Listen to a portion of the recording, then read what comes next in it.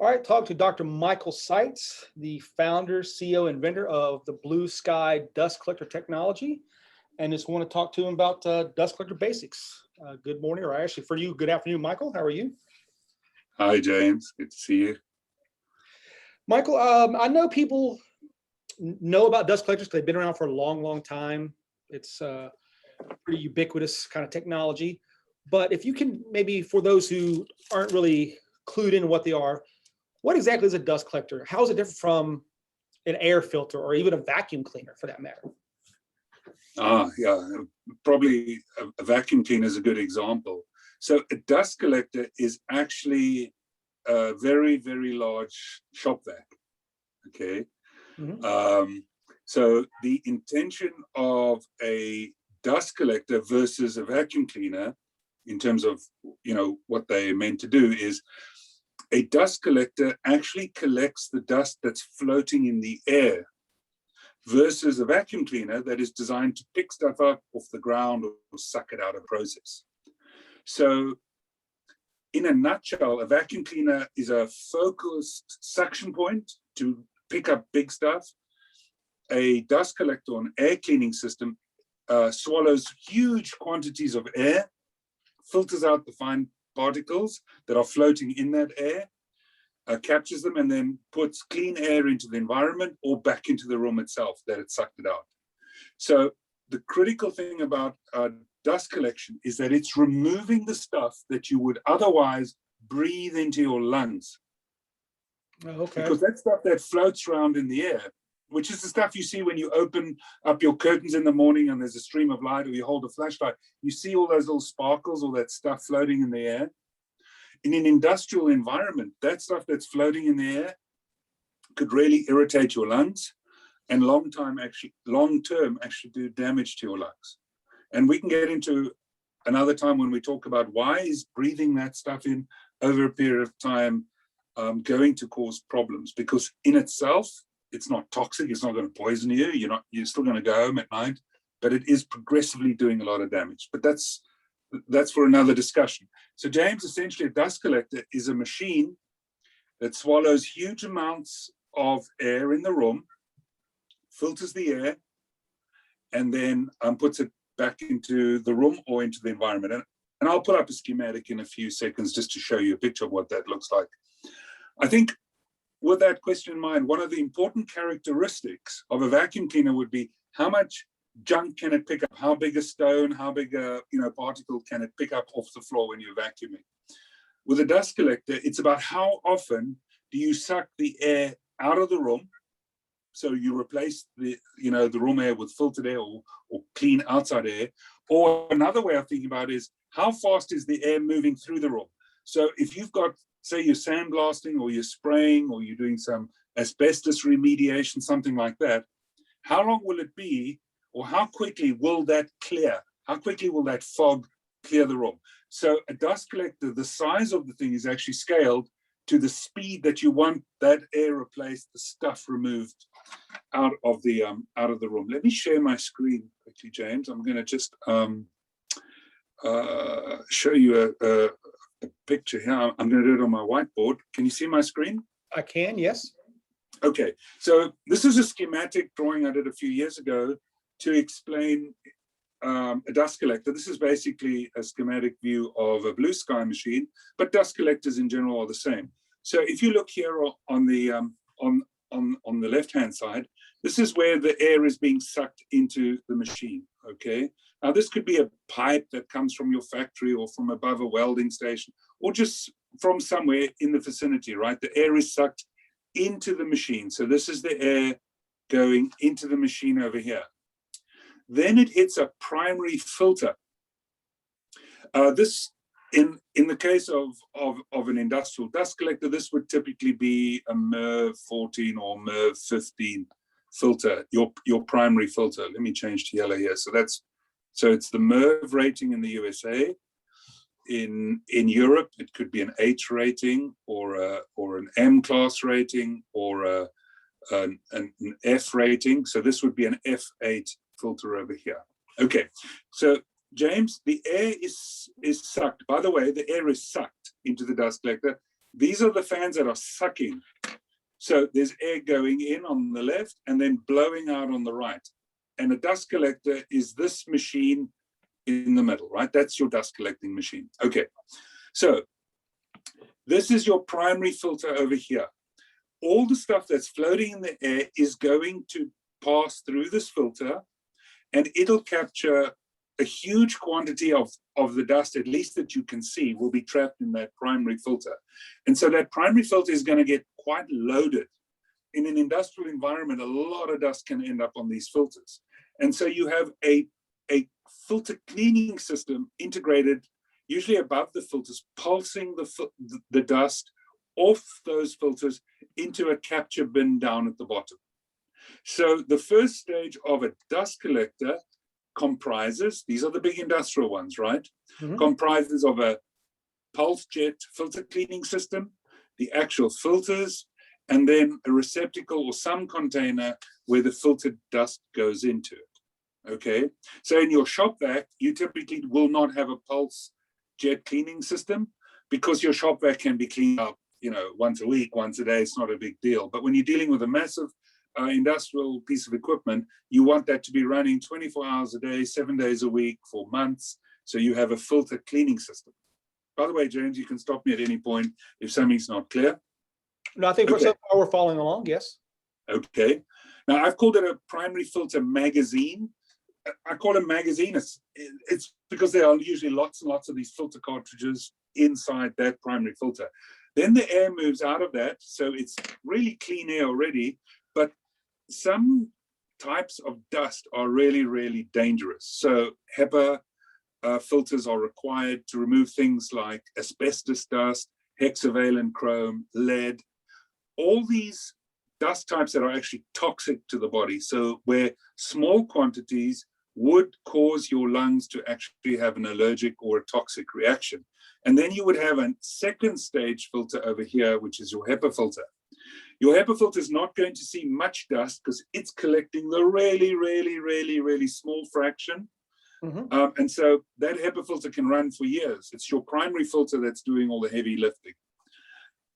If the dust is something like sawdust or from sandblasting operation, sometimes this stage can be completely avoided or eliminated. Okay, critical, James. A lot of folks are putting this HEPA filter, just because of the design of the equipment, it's almost an afterthought. They're putting them on the end here. So people are blowing through the HEPA filter.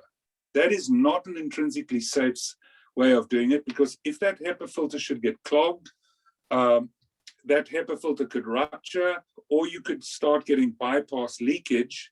So the machine would still run and just blow the filter out. Or most probably you'd get bypass leakage. So you really don't want to have a HEPA filter under positive pressure. You really want it under negative pressure so that the leakage path is always into the system and then out through the stack. Okay. So just to again summarize, you draw the air into the system, the dirty air comes in, it goes through primary filtration where the dust is dropped out through a pulse cleaning system, through a HEPA filter as a secondary filter if that's required, and out through the fans. It is always possible as well to, within the circuit, to even put things like carbon filtration. You can put in dehumidification, heating, anything else can be put into that line of action if you want. So that's in essence what a dust collector is. It's a very, very large, high volume, high air volume processing system to take out airborne floating dust that typically is generated, you know, at work or when they're constructing a road or whatever they're doing, and there's a lot of dust. You can pass it through a filtration system to get it out of the air. Okay, but now then, I guess, can we assume then the difference between a dust collector and like an air cleaner? Is it just a matter of scale or industry versus personal use? Right. Or? So typically the differentiation between a dust collector and an air cleaner, because the BlueSky machines, for instance, can be used as an air cleaner, is just the expected amount of dust that is going to end up on the filter. So a dust collector typically has a pulse jet cleaning system and a receptacle to capture the dust. So it's a dust collector. So it's high loading machine, whereas an air filter is something you would put in your HVAC system.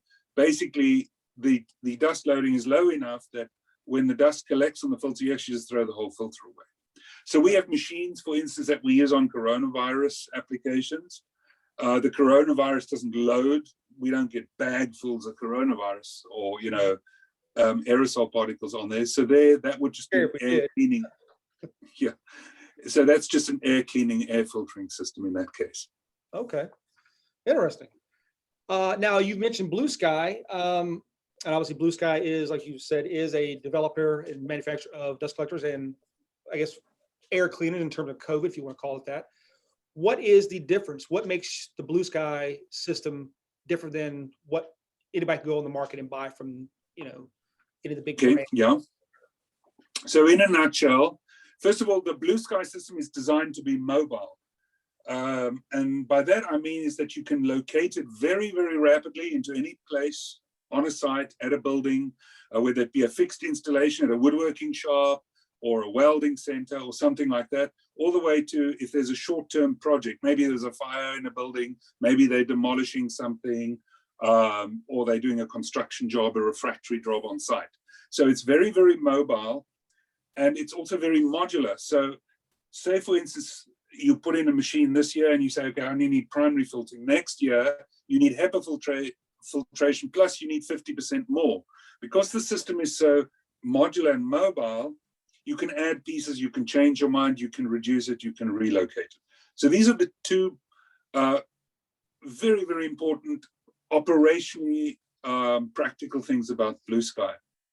But from a safety perspective, the thing that really sets BlueSky apart from every other dust collector available on the market today is that those filters, where that pulsing system was, which the receptacle, those filters typically need to be changed by hand. Not typically, they have to be changed by hand. So, James, if you can imagine, somebody opens the door of that big machine. If they're really, really big machines, people actually even have to climb into them at times. Wow. But anyway, they have to open up a panel or remove a cover. And then these big filters, which can be 3, 4, 5 feet in length, or bigger even, have to be pulled out by hand. Now, when they are caked up with dust, it means that when that person is pulling those filters out, an enormous amount of dust is going to dislodge. In fact, just opening the door normally puts a whole lot of dust out onto the person, onto the frame they're standing on, whether it be a lifting frame or a ladder or something. So that one day where the service of that dust collector takes place is a very, very dangerous, I use the word dangerous because it's, it is an unsafe day. You need to take enormous precautions. People are going to be exposed to this dust. And the people who do the work, who physically do it, actually come home. If it's black dust, they will be black from head to toe in fine, fine dust, which gets into their skin, gets into their clothes. They take it home to their washing machines. They filthy up the place. With BlueSky, the invention that we have that is patented is that the filters are in a container, in a box. We call it a smart box. So now a filter change doesn't require any man to ever go in and pull out a filter, try and double bag it, a bag in, bag out system, all these complicated methods to try and stop a mess. You simply take the box out. It's a big box. You take it out with a forklift or with an overhead crane, and then you put a new box in. So you do a filter change in 30 minutes or an hour or whatever it takes to manipulate it. But nobody's ever going to see the filters. So now with a BlueSky system, when you do a filter change, you do not even need to wear a mask because there's going to be no dust. Then that box gets taken away, and under extreme conditions. Remember, when you stop a dust collector, it's normally the factory is stopped, it's on a weekend or it's during an outage or whatever. So there's a lot of stress. The guys are working outside, usually at height. With the BlueSky system, there's no height. So they've got to be tied off. The wind could be blowing, it could be raining, it could be really, really hot. James, from Houston, when we work outside and it's really, really hot, you sweat like crazy. And if you're dusty and sweaty, it just maximizes the problem. So the idea with BlueSky is you take the box away, it's taken away to the handling service, the service company, and they can recycle that smart box under controlled conditions at ground level with decent, PPE, everything, not on the job site ever. So from a client's perspective, from the factory's perspective, it's time to change filters, change the box, put a new one in, take the old one away, and deal with it off-site. So there's no risk to people, there's no risk to the environment. So it's intrinsically safe. And that's the key change and advantage of the BlueSky system, is there is no more handling of those really dangerous filters. And James, you can think of how archaic the idea is that you actually have to have people go in and manually handle a 50-pound dirty filter, try and get it, into a bag for disposal, and then put new ones into a dirty machine. We eliminate that step completely. Yeah, that's fantastic. Something very advantageous to people, not only in terms of just personal safety, but also, I guess, business risk. Absolutely. It reduces risk, downtime. It's just a smarter way to do things, right? Right. Awesome. Well, fantastic. Well, Michael, we do appreciate your time for this. I'm sure we have some more questions. I think we're maybe going to have some other conversations on some other topics relating to dust collection and BlueSky. But for today, I think that covers what we wanted to cover. Great. Thanks, James. All right, thanks, Good Michael. talking. Take care. Bye-bye.